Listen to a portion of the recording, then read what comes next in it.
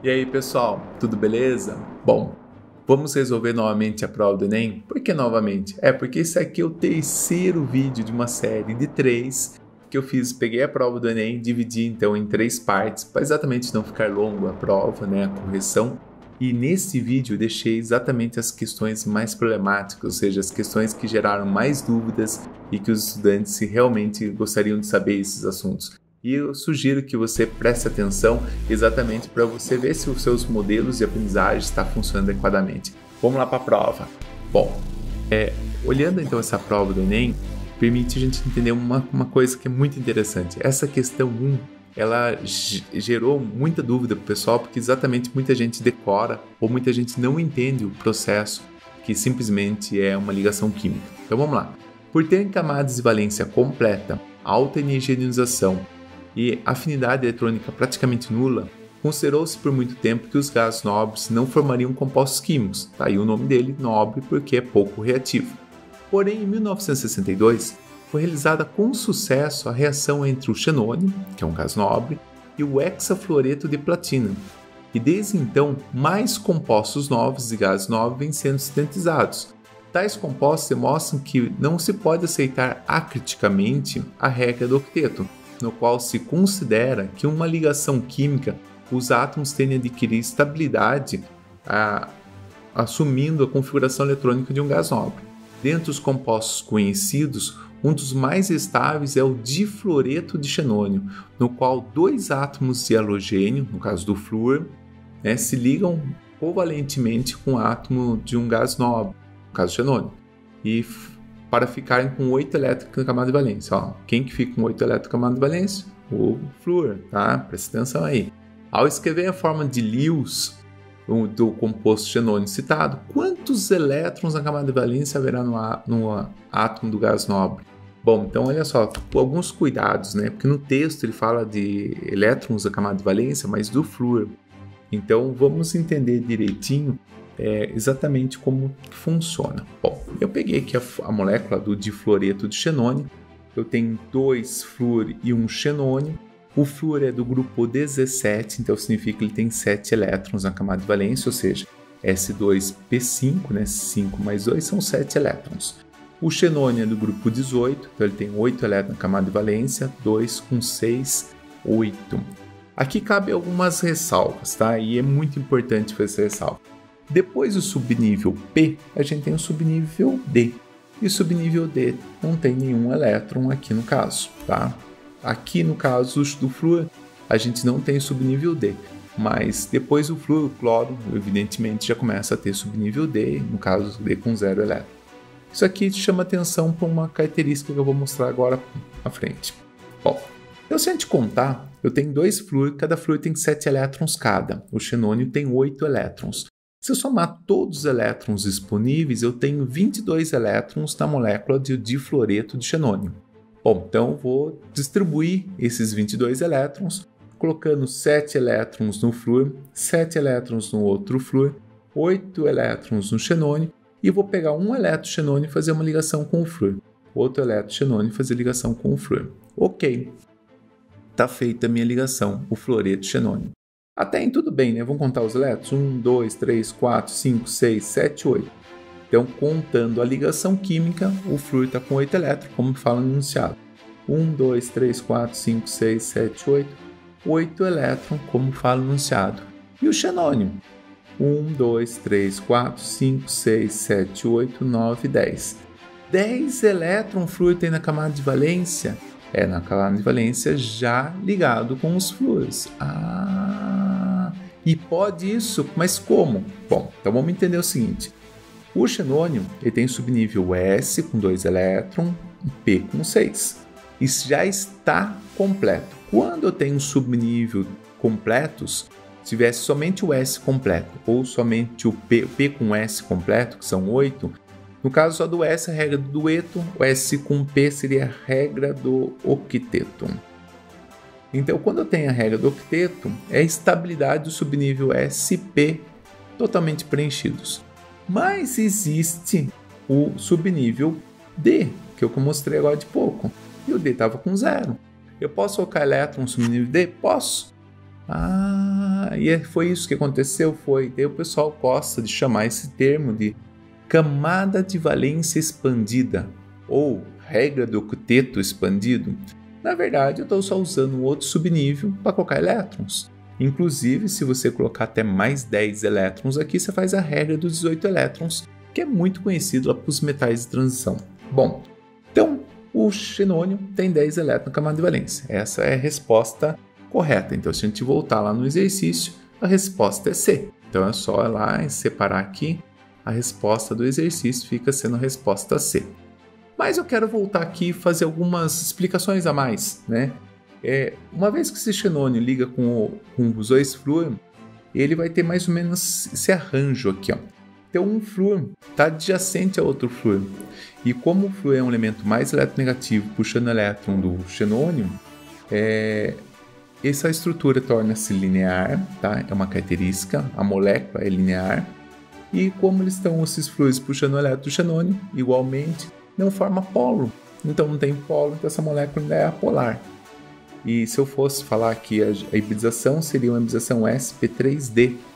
Então se eu colocasse mais flúor aqui, fazesse, sei lá, o XeF5, eu teria uma bipirâmide trigonal, tá? Não é o caso, porque eu não tenho, tá? Mas é só para vocês, quando estiverem estudando, ter essa ideia de que isso aí é possível, tá? Bom, então vamos voltar para o próximo exercício. Então vamos lá. Exercício 2. O odor que permanece nas mãos após o contato com alho pode ser eliminado pela utilização de um sabonete de aço inoxidável, constituído de aço, 78%, cromo, níquel. A principal vantagem desse sabonete é que ele não desgasta com o uso. Dado interessante, não desgasta com o uso. Considere que a principal substância responsável pelo odor do alho seja a alicina, estrutura 1, e que para o odor seja eliminado, ela tem que ser transformada na estrutura 2. Aqui ele colocou uma representação mais simplificada da minha molécula, né? Que não apresenta os carbonos com hidrogênio, e aqui embaixo colocou os carbonos de hidrogênio. Isso gera um pouco de dúvida, eventualmente, tá? Daí ele pergunta, a conversão de 1 em 2, o sabonete atuará como 1? Então, vamos lá. Ele não perguntou a reação, ele perguntou o sabonete. Porque se ele tivesse perguntado a reação, você poderia falar assim, perdeu o oxigênio, temos uma reação de oxidação, ok? Então, muita gente iria pensar que o B, redutor, tal. Mas quando a gente está falando do sabonete, então, o que será que o sabonete está fazendo? Bom, isso aqui gera um pouquinho de dúvida, então vamos lá. Bom, eu coloquei aqui a reação. O sabonete forma esse composto. Como o sabonete não é consumido no meio reacional e ele promove a reação, então nada mais é do que um catalisador. Então ele simplesmente faz a catálise, ou seja, ele favorece que essa molécula perca esse oxigênio que está ligado com ela. O processo de oxidação acaba ocorrendo e ele simplesmente é um catalisador do processo. Então eu ficaria exatamente com a resposta E. Voltei aqui bastante. Eu ficaria com a resposta E da minha questão. Bom, vamos para o próximo. Vamos para a questão 3, então.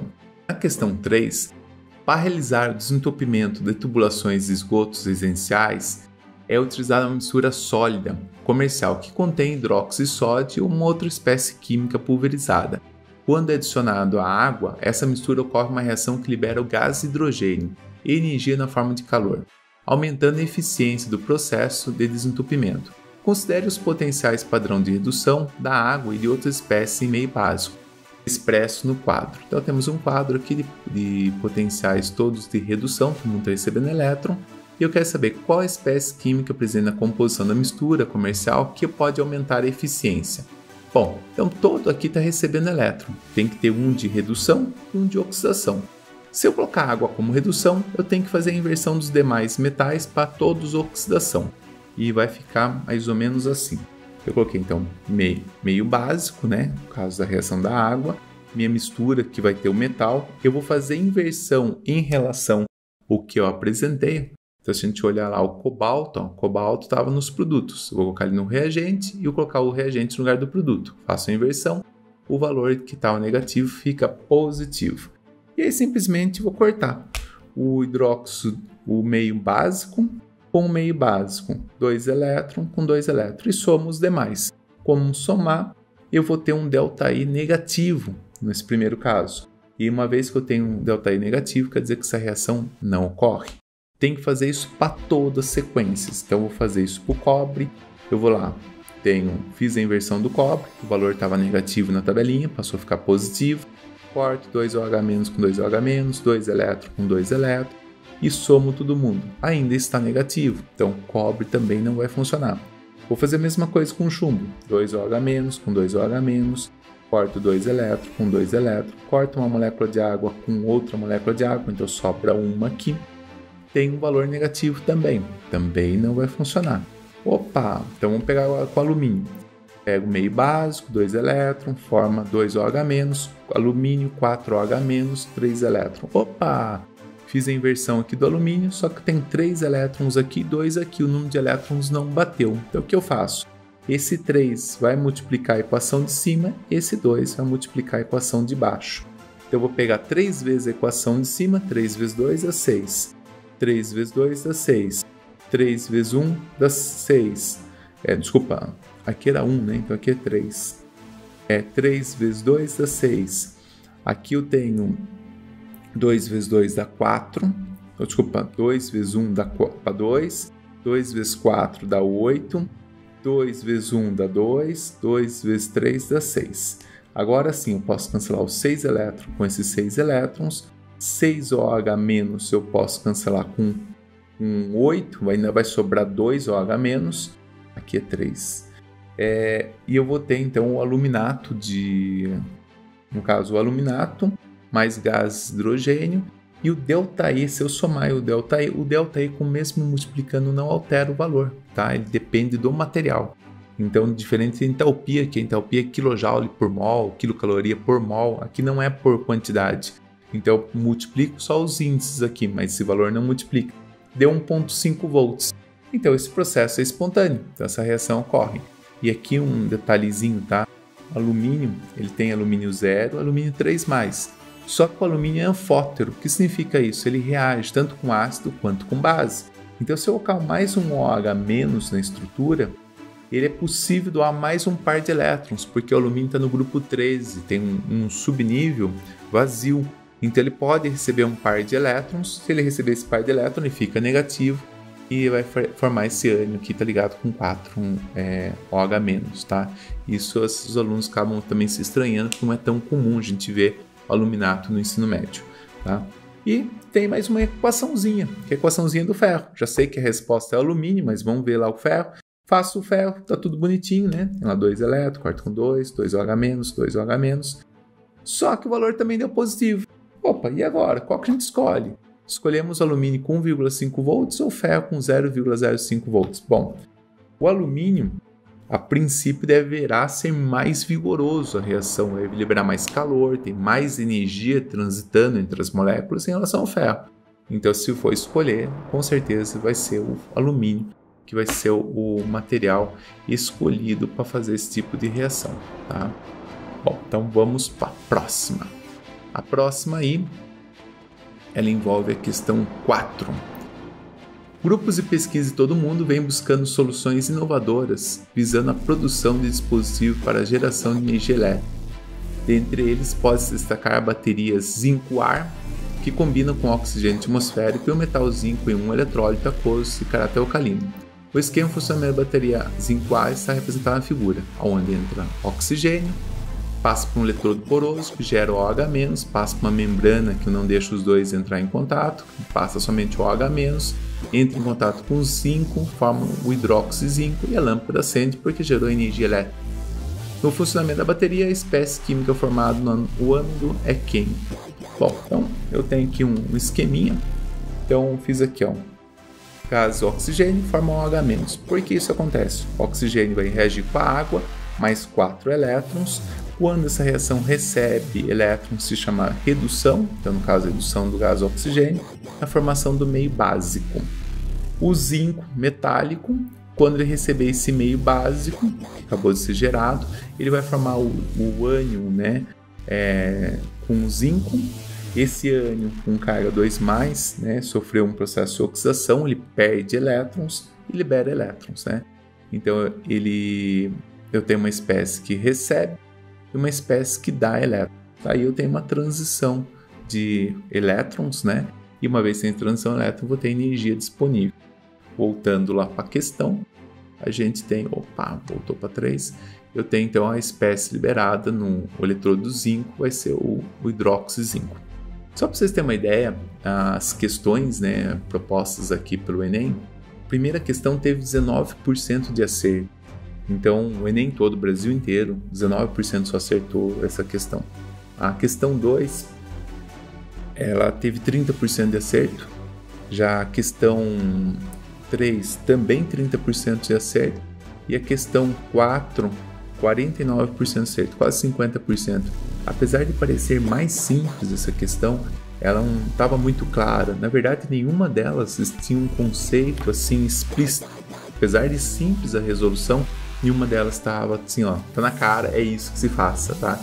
E detalhe, quando o professor foi resolver isso em sala de aula, com certeza os alunos falam assim, nossa, mas era só isso para ser feito? Bom, é uma questão que eu acredito, essas questões que conseguiram exatamente separar os candidatos que sabiam muito bem dos candidatos que sabiam mais ou menos. Bom, espero que vocês tenham gostado do vídeo. Se gostou alguma coisa, comenta aí. Se está gostando dessas aulas, inscreva no canal, dê seu comentário, dê seus palpites que ajuda o canal a crescer. Muito obrigado e até mais.